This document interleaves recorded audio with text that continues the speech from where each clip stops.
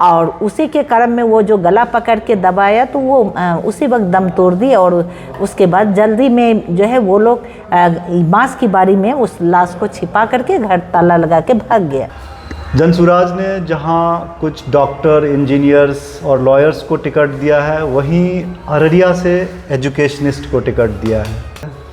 Sunday bite में आज हमारे साथ मौजूद हैं डॉक्टर फरहत आरा बेगम मैम। हाई स्कूल में के रिटायर्ड प्रिंसिपल हैं और छात्र नेत्री भी रही हैं अपने यूनिवर्सिटीज़ में। उसके अलावा शिक्षा में कुछ करना चाहती है, जिसके लिए प्रशांत किशोर ने उन्हें अररिया से टिकट दिया है। हम उनसे बात करेंगे, जानना चाहेंगे उनके एक्सपीरियंस को। बहुत ज़्यादा पॉलिटिकल नहीं, सारे लोग पॉलिटिकल बातें करते हैं, थोड़ा पॉलिटिकल इंटरव्यू भी होगा। तो मैम, आपका कैसा एक्सपीरियंस रहा? काफ़ी लंबा समय आपने शिक्षा को दिया है। अब गर्ल्स जो 12th गर्ल्स की स्कूल होती है उसमें आप प्रिंसिपल थी, उसके बाद आप रिटायर्ड हुई हैं। तो क्या मतलब कमी, एक तो सबसे पहली चीज़, जब इतने दिन कोई शिक्षा जगत में रहते हैं तो उनकी बहुत सारी मतलब है कि कमियों को देखते हैं, तो क्या आप करना चाहेंगी? मैं जो है शिक्षा के क्षेत्र में और साहित्य के क्षेत्र में मैंने बहुत काम किया है।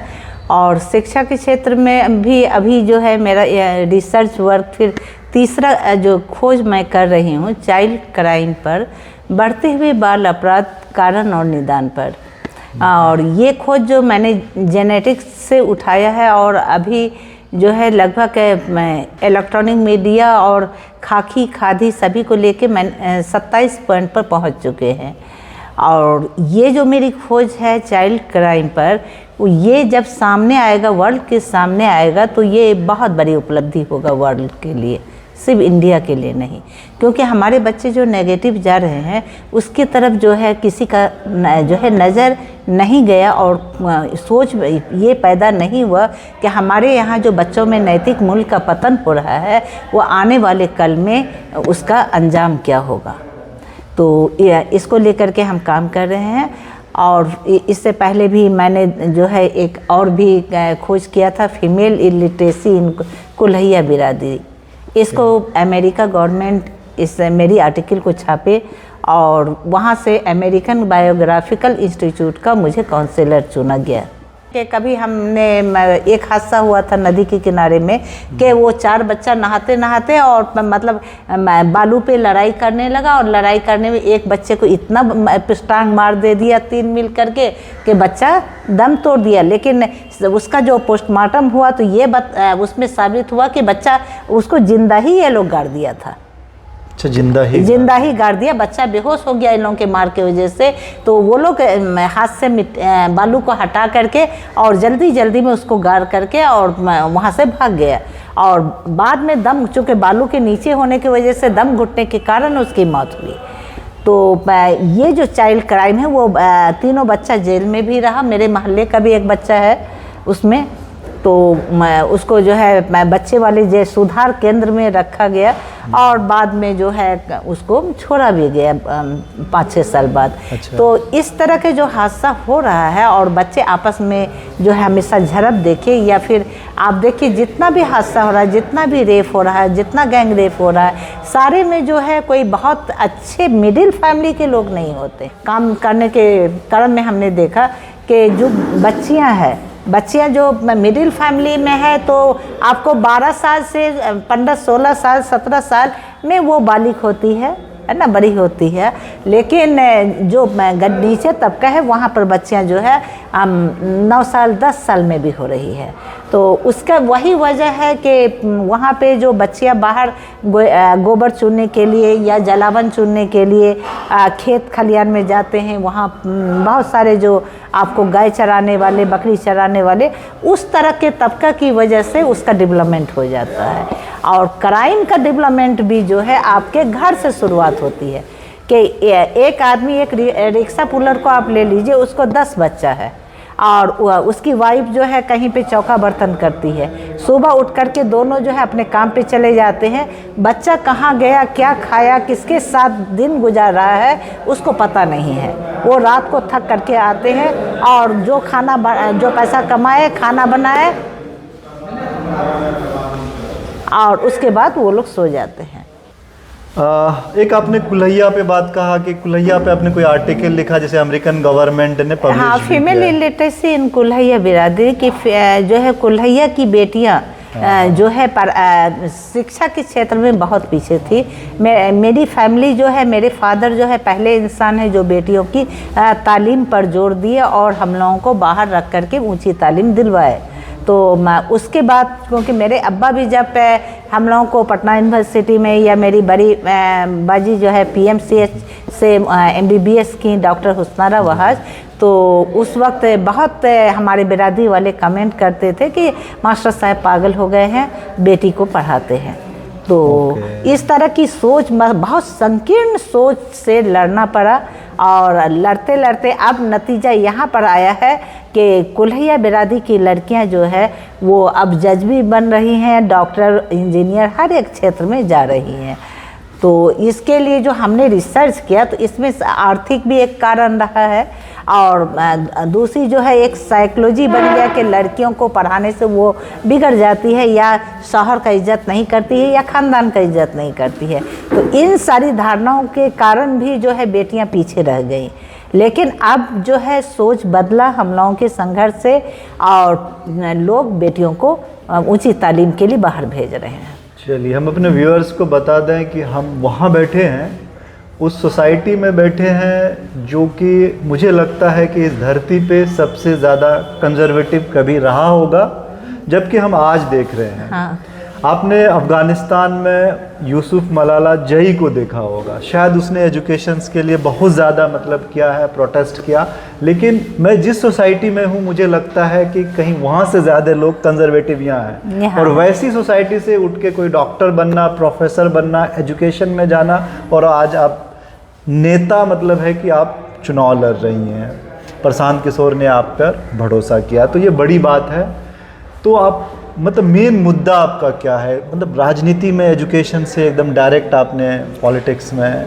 देखिए, जब शिक्षा के क्षेत्र में थे तब भी मेरी एक कोशिश रही जो है महिला सशक्तिकरण को बढ़ावा देना। और जब मैं कलम उठाना शुरू की तो उसमें मेरी कहानी को आप पढ़िएगा या फिर मेरी गज़ल को आप पढ़िएगा तो उसमें आपको कहीं ना कहीं छिपी हुई समाज की बुराई को उजागर करने का एक कोशिश नज़र आएगा। जैसे आप महिला सशक्तिकरण की बात कर रही हैं, तो आपको नहीं लगता ये महिला सशक्तिकरण या विमेन एम्पायर ये बहुत एलिट का टर्म्स है हमारी सोसाइटी में? जैसे यहाँ की वुमेन्स, आपको लगता है वो महिला सशक्तिकरण जैसे वर्ड भी समझ पाएंगी? मतलब जिस सोसाइटी में हम बैठे नहीं, हैं वो समझते नहीं है, लेकिन उसको समझाने की ज़रूरत है। अपने हकूक़ की लड़ाई लड़ने के लिए उसको हिम्मत देने की ज़रूरत है। जैसे कई जगह हम लोग देखते हैं कि शराब पी कर के शौहर आया और पिटाई कर रहा है, सारा दिन वो गायब रहा। मेरी एक स्टूडेंट भी 9th क्लास में थी और कम ही उम्र में उसकी शादी हुई यही ताराबाड़ी में, और उसके बाद उसका शौहर जो है डेली पी करके आना और पिटाई करना उसका रोज़मर्रा का था।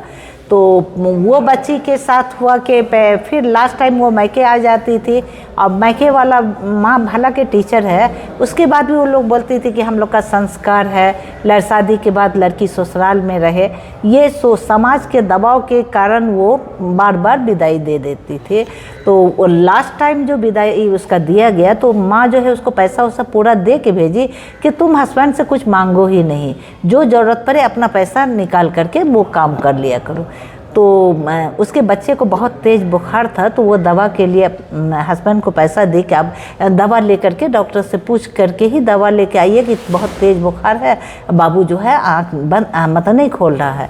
तो वो जो गया तो सारा दिन बिता करके रात को वापस आया और पूरी नशा में डाउन था। तो आने के बाद ये बच्चे को लेके, बच्चा बहुत परेशान था, कंधे पर लेके टहला रही थी, तो ये पूछी कि दवा कहाँ है, तो वो मारना शुरू किया। तो उस पर उसकी जो सास ननद थी वो लोग भी चिल्लाने लगी, बट बाजे छो मार। तो ये जो है बहुत बड़ी मतलब परेशानी वाली बात है कि एक महिला भी महिला के दर्द को नहीं समझती है, और उसी के कारण में वो जो गला पकड़ के दबाया तो वो उसी वक्त दम तोड़ दी, और उसके बाद जल्दी में जो है वो लोग बांस की बारी में उस लाश को छिपा करके घर ताला लगा के भाग गया। तो ये इस तरह का हादसा आए दिन होता है। तो उसमें जो है हम लोगों को पहल करने की ज़रूरत है और घर घर जागरूक करना होगा कि तुम्हारा अधिकार क्या है। और महिलाओं के लिए और शोषण के विरुद्ध जो है बहुत सारा धारा है जिसका कि हम लोग सही उपयोग नहीं कर पाते हैं। तो इसके लिए हमको जागरूक होना पड़ेगा। ये तो हज़ारों घर की कहानी है। यहाँ मतलब है कि जो आपने सुनाया काफ़ी मतलब है कि इमोशनल है। ये हम देखते आते हैं, मतलब अक्सर होता ही रहता है। लोग मतलब शायद कहीं ना कहीं डायरेक्टली एक्सेप्ट भी करते हैं, लेकिन महिला होकर आप टक्कर कैसे देंगी आप? देखिए, हम किसी से अपना मुकाबला नहीं करते हैं और ना टक्कर हम देने के लिए सोचते हैं। बस अपनी अररिया वासियों के लिए मैं 32 साल 35 साल समर्पित रही और मेरे हस्बैंड प्रोफेसर रऊफ़ अनवर वो भी समर्पित रहे। यहाँ के बच्चों को MSc PhD उन्होंने कराया और घर घर रोज़गार, मतलब कोई टीचर हैं, कोई प्रोफेसर हैं, अच्छे अच्छे पोस्ट पर हैं। तो मैंने सेवा किया एक सेवक के रूप में अररिया वासियों का। अब रिटर्न का समय आया है कि मैं फिर दोबारा राजनीति में आकर के अररिया की विकास, अररिया के बच्चों को रोजगार से जोड़ने का और भी जितनी परेशानी है उसको दूर करने के लिए जो है मैं राजनीति में आई हूँ। आपकी बात यहाँ के आम लोग समझ पाएंगे? जब मैं फील्ड में जाती हूँ तो मुझे ऐसा लगता है कि बहुत सारे बंधन में वो बंधी हुई है कि जाति के बंधन में भी है, भाई भतीजावाद के बंधन में भी बंधे हुए रहने के बावजूद भी वो कहीं ना कहीं खिंचाव जन स्वराज की तरफ है, डॉक्टर फरहत आरा की तरफ है। और उसके समर्थन को देखते हुए मुझे लगता है कि इस बार जातिवाद या फिर भाई भतीजावाद काम नहीं करेगा और सभी लोग एकजुट होकर के एक योग्य व्यक्ति को विधानसभा भेजेंगे। मैम से हम बात करेंगे डिटेल में। एजुकेशनिस्ट हैं, इनका एनर्जी हमने देखा है कि आपको काफ़ी एनर्जेटिक है। मतलब चुनाव में मैंने देखा, कई सारा इंटरव्यू देखा है। तो आज का शेड्यूल आपका क्या है, मतलब कहाँ कहाँ का दौरा करेंगे? आज तो हम पश्चिमी बेल्ट जा रहे हैं, इधर चंदरदय, कमलदह, हयातपुर होते हुए खैरूगंज, बनगामा और गैरा पंचायत सबको कवर करने की कोशिश करेंगे। अच्छा, आपको कनेक्ट करने में कोई प्रॉब्लम होता है लोगों से? जैसे बहुत सारे यहाँ ऐसे लोग हैं बहुत हाशिए पे हैं, जो हो सकता है कि थोड़ा आपसे डिस्टेंस मेंटेन करें। नहीं, ऐसी बात नहीं है क्योंकि हम हमेशा लोग हमको गरीबों का मसीहा ही कहते हैं कि कहीं भी निकलते हैं। और बच्चों को भी हमने ऐसा तालीम दिया है कि हमारे जो बगल अगल के जो चूड़ी बेचने, बीड़ी बनाने वाले मजदूर हैं, वो भी बोलते हैं कि आप के बच्चे जिधर से भी निकलते हम लोगों को सलाम करते हैं। आगे क्या प्लान है? आगे कुछ एजुकेशन में आप करना चाहेंगे अपना पर्सनली? देखिए, अररिया की जो सबसे बड़ी परेशानी है कि हमारे बच्चे के लिए यहाँ पर एक DLED कॉलेज नहीं है, लड़कियों के लिए एक डिग्री कॉलेज नहीं है, एक BEd कॉलेज, या हमारा बच्चा जो गरीब बच्चा है वो पारा मेडिकल कॉलेज नहीं है कि एक टेक्नीशियन कोर्स करके छोटा सा वो दुकान करके बैठ जाए या कुछ कर ले। तो इस तरह की परेशानी हमारे सामने बहुत जटिल परेशानी है, क्योंकि गार्जियन के पास उतना पैसा नहीं है कि उसको DLED करने, BEd करने बाहर भेजेगा। तो उसके कारण जो हमारा प्रतिभाशाली बच्चे दम तोड़ रहे हैं। मैं कई बार यहाँ के बुद्धिजीवी से भी बात किया, यहाँ नानूदास से भी मिले और इमाम साहब से भी कहे कि आप लोग यहाँ के जो है एक रहनुमाई का काम करते हैं, तो आप लोग हम सब मिल करके इस तरह की एक योजना बनाए कि हम लोगों के पास जो फालतू पैसा इधर से जो है लाइट वीट बाजार और इधर उधर खर्च करते हैं, उन सारे पैसा को एक जगह जमा करके उन बच्चों को हम बाहर पढ़ने भेजें जिसके गार्जियन के पास वो सक्षम नहीं है और बच्चा जो है दम तोड़ता जा रहा है। तो हमसे जितना हो पाता है या मेरे हस्बैंड से, तो हम बच्चों का सहयोग किए और हम लोग के सहयोग से बहुत सारे बच्चे जो है बहुत अच्छे अच्छे पोस्ट पर हैं। वो है कि शुरू से ना कभी हम सोचे कि हम हिंदू हैं या मुसलमान हैं, बस हम तो ये सोचते कि हम एक अच्छा इंसान बन जाए। हिंदू मुसलमान होना तो बहुत बड़ी बात है। चलिए, ये थी फरहत आरा मैडम, जो कि डॉक्टरेट भी हैं। और मैं दोबारा रिपीट करूं कि ये छात्र जीवन में नेता भी रह चुकी हैं, छात्र नेता रह चुकी हैं पटना यूनिवर्सिटी से, और उनसे बात करके अच्छा लगा। फिर दोबारा हम बात करेंगे। मैम, हमारी दुआएं आपके साथ हैं। हम चाहेंगे कि आपको हम विधानसभा में देखें और जी शुक्रिया।